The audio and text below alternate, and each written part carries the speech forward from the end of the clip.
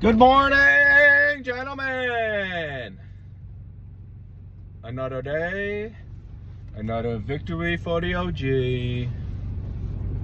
Yeah, that's how it's been going in the Mike side of town. Jonathan Taylor, unbelievable. The man's having an MVP season. And you know what? I think he's going to win the MVP. There's no way he doesn't. As long as he keeps giving me Player of the Week, he's my MVP. 51.6, a 50 bomb, first one of the year. Just complaining that we haven't had any 40s, and then here comes a 50. Unreal. His third of the year, my fourth. I'll take it. First game. We had the game of the week. Holy fuck, it's icy. Holy fuck, it's icy.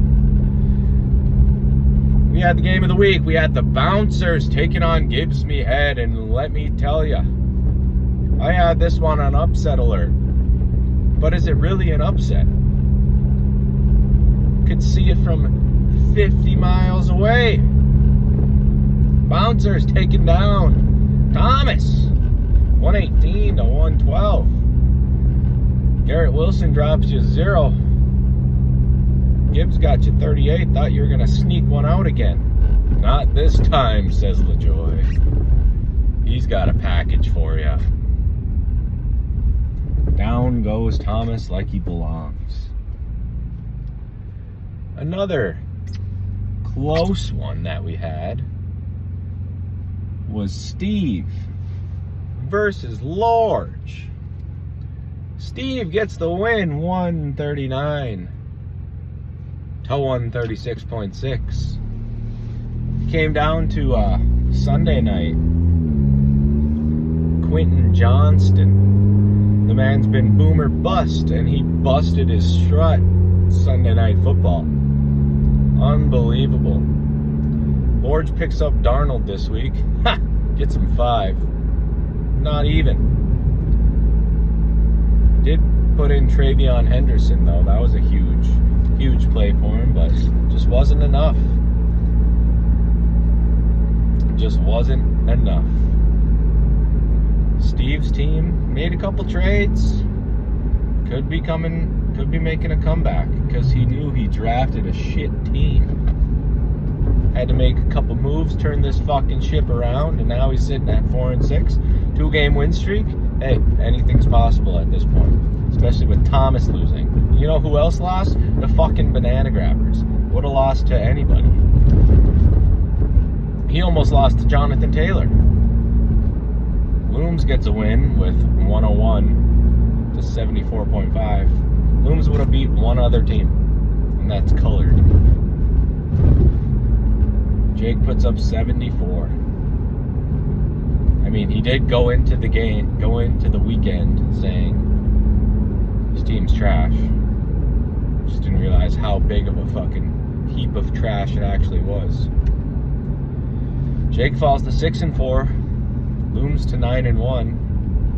Still only lost to Buff, which is unbelievable. But it's the fucking way she goes sometimes. Then we had me taking on Buff, and wasn't close. Sunday morning football, Boots called GG's right away, and he was right. 163 to 106. Not particularly close, not much to say other. Jackson Dart, kind of a fantasy beast. He's got a lot of rushing touchdowns this year, and he's putting up mid-20s almost every week when that Nate gets hurt, so that's kind of tough. And for my team, it's hard to say who's. I mean, obviously Jonathan Taylor's got to be number 1, but Jackson, Smith, and Jigba, he's right there with him. That guy, unbelievable. Broncos defense, unbelievable. Yeah, I mean, fuck. Then we had James Crooks taking on Colored. Emmy getting a win. moving on to 4-6, beating Zane 172-95. And make sure everyone, you tell Hemi that he had a good week. Good job, Hemi. Let's all say it together. Good job, Hemi. He gets a win. Right when Toots was getting a grasp of him, he said, not today. But we'll see how long that lasts. That's all of them, hey? Yeah. Well, now I gotta do fucking power rankings. You guys are all fucking trash. What am I supposed to say? It's the same every week. Looms 1, Mike 2. Although I would like to put myself at 1, but I'm gonna keep it the way it is. Just because of records. I am outscoring Looms by 85 points. But he's still sitting at 1. I'm sitting at 2. We both have a 99% chance at playoffs. Typically means you're getting in, but anything can happen. Anything can happen. Then we're gonna go 3. Honestly, this is tough.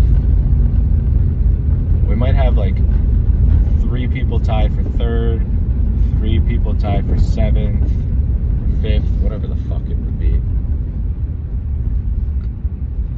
I'm gonna work through this on the fly. Because I can't have TT at 3. He's fucking 10 every week. And he proved it.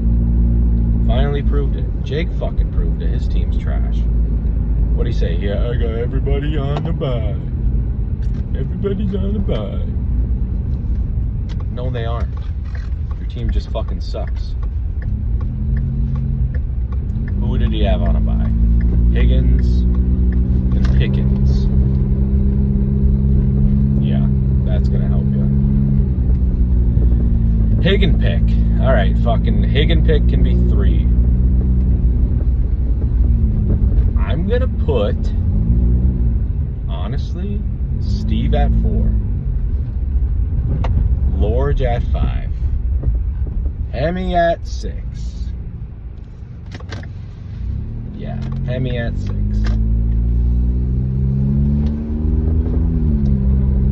TL 7.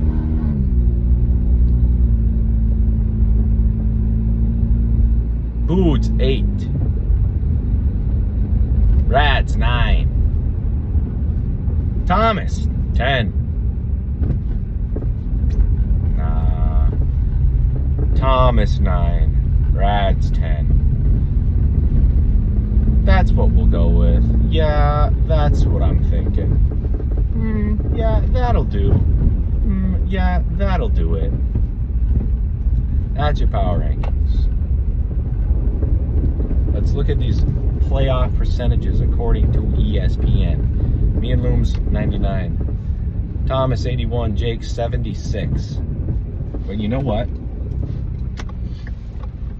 I mean, Lords really needed that win. And he'd be sitting nice. He'd be sitting at 5-5, only 1 back from Jake. And that ain't bad to overcome. But considering there's a 2-game buffer, those top 4 right now are looking like it's going to be them. I think the only team that might sneak in would be Lorge. His receivers are unbelievable. Dowdle was an amazing snag, and he just takes over Hubbard's role. And sure, Hemi could do something, but I don't think Toots is gonna let him. This has nothing to do with who's on the team, and everything to do with who's against you. And Toots is against you. And when he's against you, there ain't much you can do. And according to ESPN, Lord 17% chance, Hemi 16. And then these bottom 4, Steve, Taya, Rads, and Boots, are at 7-2, 2-1. Yeah, you guys aren't making playoffs. And it's looking like you might be the finalists for this Blazing Mile, which I don't know who I'd want to see do that, but that's where we're at, boys. Game of the week next week. Let's look at these matchups. Week 11, Mike v. Steve. Could be a good one. Rads v. Buff. Could be a bad one. Tired v. Hemi. Could be decent. We got Lorge and Looms. That would be a good one. Then we got the Grabbers versus Thomas. I think we're going Grabbers versus Thomas. Just because whoever wins that one, I think, solidifies their spot in the playoffs. Not completely. All but solidifies it. Which means like you basically, you're getting in. Whoever wins that is getting in. That's my prediction. That's the game of the week. And guess what? You guys all fucking suck. This is Mike's year. If it ain't me, it's gonna be the other Mike. Alright? Even though I still think good Mike's gonna crumble. He's gonna crumble. Something's gonna happen. He already had Tyreek go down, but Tyreek's kind of a bum anyway. Still banking on Bucky Irving. He ain't coming back this year. So we'll see. Tune in next week to find out who did what, who's going where, and should probably start practicing on the treadmill. Hit up Bogo a couple times. We'll see. Sayonara, bitches.